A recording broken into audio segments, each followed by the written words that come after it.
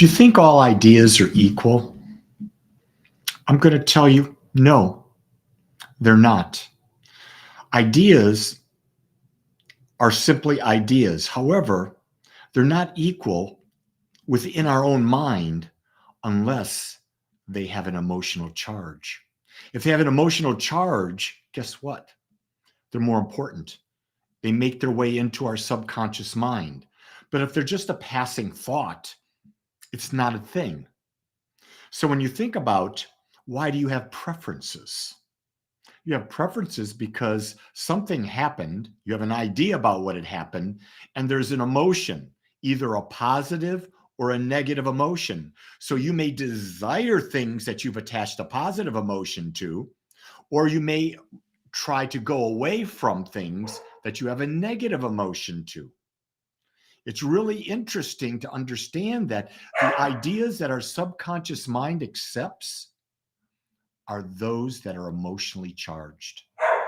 So if you're trying to change the makeup of your mind, the makeup of where you're going, you've got to put emotional ideas in. Or, like the work of Dr. John Demartini, I love his work when he does his breakthrough experience, where you take an experience that has such a negative charge in your life, and then you neutralize it by seeing all the good that came out of it that balances out what you perceive was the negative.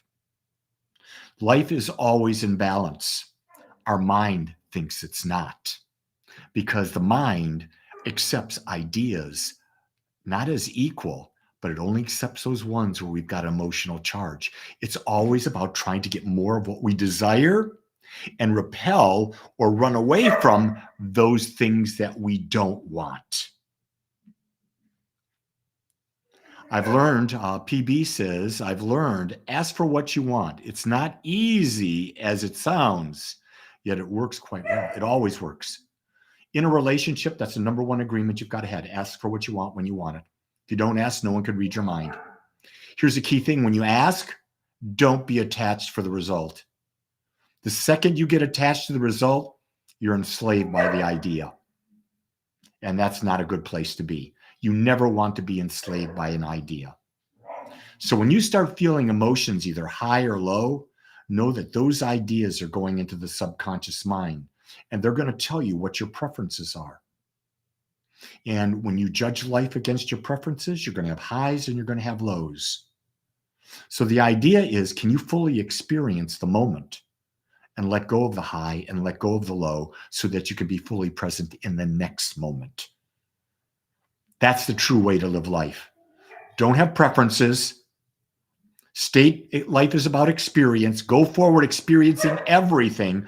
Follow your heart if it's open. And an open heart means a willingness to experience everything that comes in front of us. Everything, not just the things we like.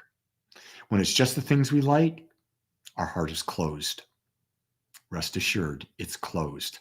That's something to think about today, isn't it? Is your heart open or is your heart closed? It's one or the other. And if you're in judgment, it's closed. With that, it's a great day to be alive. And you, and only you, get to make it so. Watch those ideas. When they're filled with emotion, they're going to act on you. You question whether it's what you want or not. Much